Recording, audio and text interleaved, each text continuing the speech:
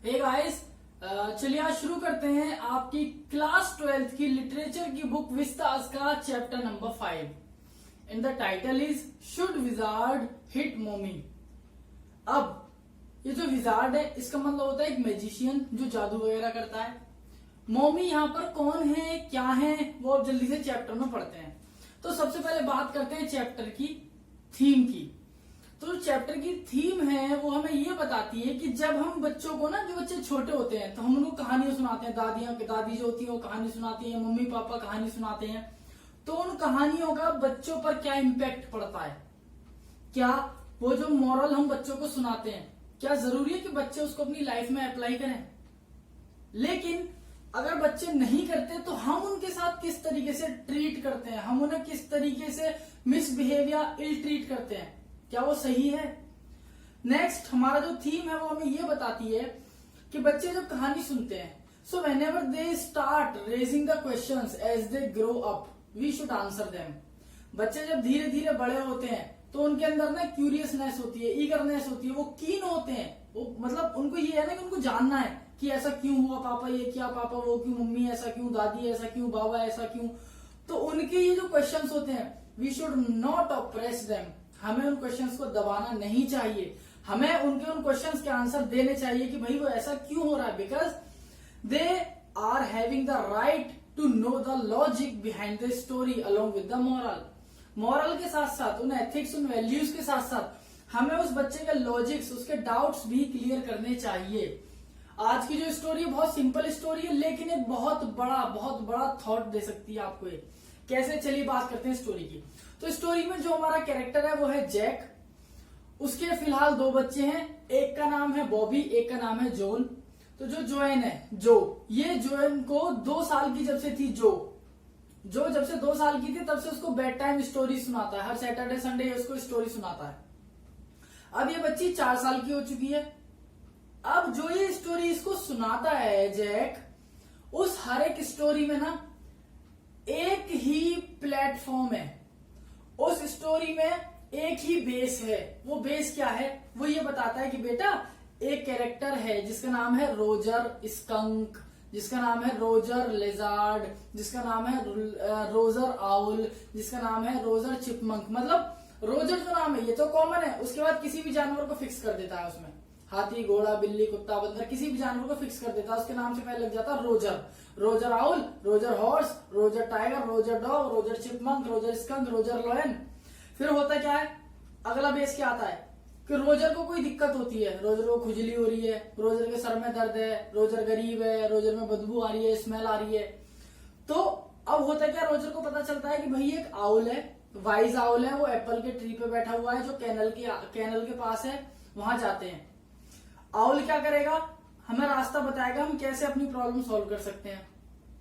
अब जब आउल के पास आप जाओगे तो आउल बताएगा भैया कैनल क्रॉस करो, वहां पर एक विजार्ड है, जादूगर है, वो एक कमरे में रहता है और आप उसके पास जाओ, वो आपसे कुछ पैसे लेगा, आपके पास नहीं होंगे तो वो रास्ता बताएगा कहाँ से मिलेंगे।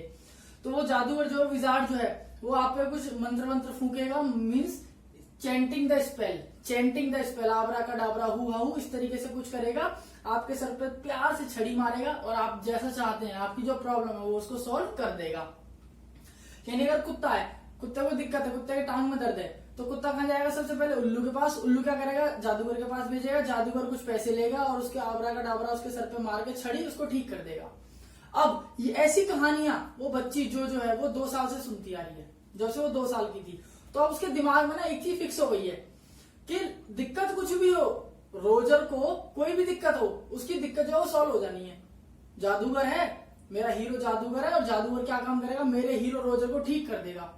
अब देखो लॉजिक क्या है कहानी का, कहानी तो चलो ठीक है आप पढ़ लोगे, लेकिन लॉजिक क्या है, लॉजिक ये है कि हमने बच्चे को ना we shouldn't let him come out of his comfort zone, हमने बच्चे को कभी उसके कंफर्ट जोन से बाहर ही नहीं निकाला।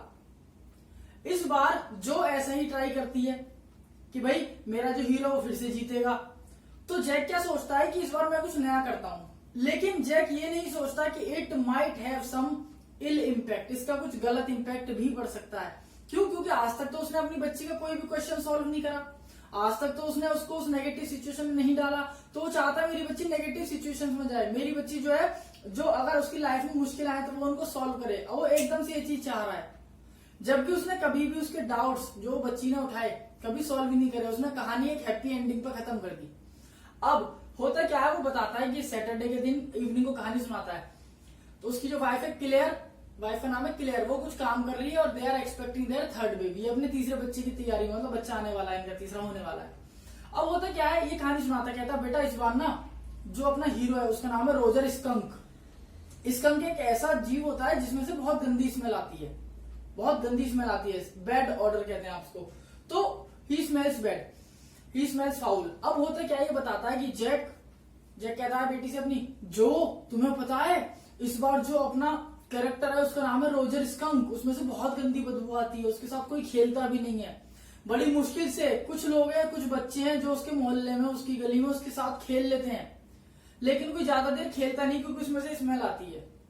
वो रो रो के अपनी मम्मी के पास आता है, कहता मम्मी कोई मेरे साथ खेलता नहीं है, कोई मुझे पसंद नहीं करता, कोई मुझसे बात नहीं करता। तो उसकी मम्मी क्या कहती है, बेटा तुम परेशान क्यों होते हो, मैं तुमसे प्यार करती हूँ ना, मैं तुम्हें बहुत पसंद करती हूँ, तो तुम्हें दिक्कत क्या है, मैं तुम्हारे साथ खेलूंगी। अब इस बात से जैक उसको ये बताना चाहता है कि हमें कभी भी अपने माँ बाप की बात, हमें कभी अपने माँ बाप का टॉलरेट नहीं करनी चाहिए, कभी भी टालनी नहीं चाहिए। We should avoid what parents से, मतलब जो पेरेंट्स कहते हैं वो सच है, वो हम मान लें। लेकिन यहाँ जैक ये चीज भूल जाता है कि वो बच्ची जो है उसके दिमाग में क्वेश्चन चल रहे हैं, वो बड़ी हो रही है। तो जो क्या कहती है, लेकिन पापा वो उल्लू के पास क्यों नहीं गया, यहाँ जो ने पहला क्वेश्चन दाग दिया कि वो उल्लू के पास क्यों नहीं गया। जो ने ये नहीं बोला कि हाँ मैं अपने बाप की बात माननी चाहिए, वो क्या कहती है उल्लू के पास क्यों नहीं है, क्योंकि उसको पता है सॉल्यूशन क्या है, वो यही चीज सुनती आ रही है, 2 साल की थी तब से, अब वो 4 साल की हो गई। अब वो क्या कहती है कि पापा उल्लू के पास क्यों नहीं गया, तो क्या कहता हाँ बेटा जाएगा, यानी जैक कहानी सुना उससे पहले जो खुद ही बता देती है अभी होने वाला है। तो कहती है कि पापा वो गया क्यों नहीं, कहता हाँ बेटा जाएगा वो।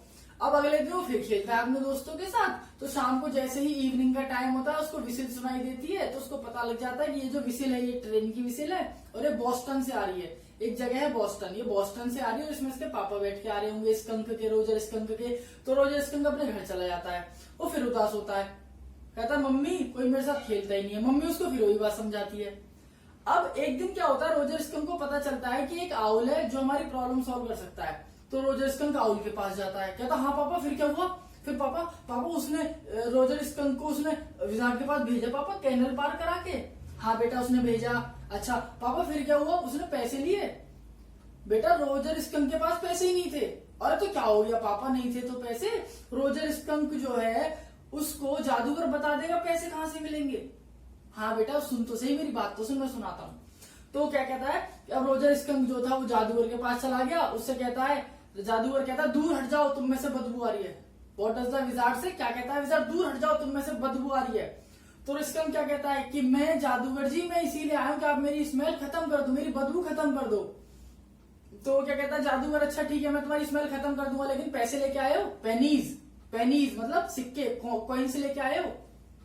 नहीं मेरे पास तो सिर्फ 3 कॉइन है, 3 पेनीज है।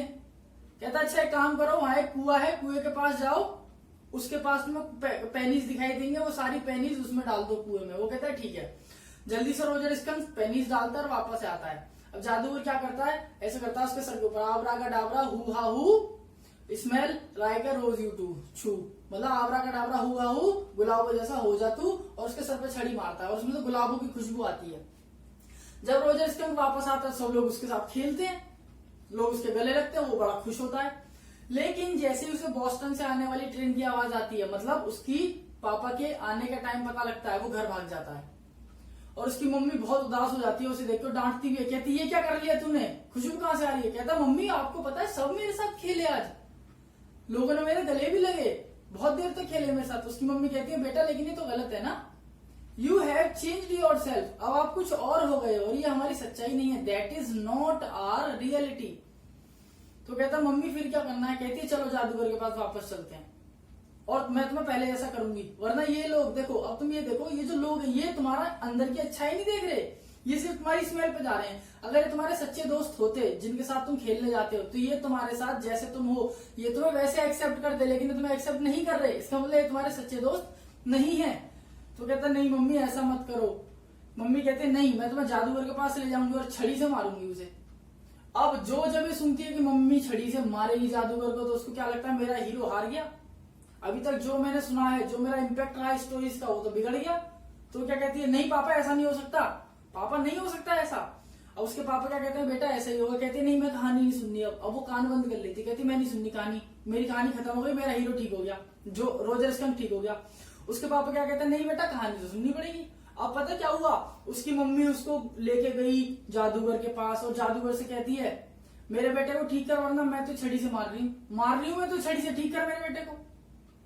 अब जो सुननी है, पापा पापा क्या सच में मम्मी जादूगर को मारेगी? Should wizard hit mummy, that is your title. Should का मतलब चाहिए नहीं होता, चाहिए नहीं होता। शुड का मतलब होता है जब हम किसी कंफ्यूजिंग स्टेट में हो, उस टाइम जो हमारे मुंह से क्वेश्चन निकलता है, that is your should. Confusing state में निकलने वाला शब्द, सलाह लेने वाला। पापा क्या सच में जादूगर जो है वो पिटाई खाएगा मम्मी से? क्या मम्मी उसके सर पे मारेगी? इतने वो क्या कहता है, जैक क्या कहता है, बेटा तुरंत। मम्मी ने जादूगर के सर पे मारी छड़ी और कहती है इसको ठीक कर। और जादूगर ने अपना फिर से वो चैंटिंग कर दी स्पेल्स की, यानी मंत्र फूंक दिए, स्पेल चैंटिंग, मंत्र फूंक दिए, आबराकाडाबरा हुआ हो, you become original so, you become original too, मतलब तुम पहले जैसे हो जाओ। और वो फिर से पहले जैसा हो गया। ये बात सुनते ही जो रोने लगती है, क्योंकि उसका जो इम्पैक्ट था स्टोरीज का वो गलत था। उसके जो क्वेश्चनिंग थी, उसकी जो ग्रोइंग अप थी, उसका उसके फादर ने कोई भी रेस्पॉन्स नहीं दिया प्रॉपरली। अब जो को क्या है, हैबिट हो चुकी है एक ही चीज की कि हीरो जीतेगा, वो हीरो जीता नहीं, तो जो को बुरा लगता है। और दोस्तों स्टोरी हो जाती है आपकी यहाँ पर खत्म।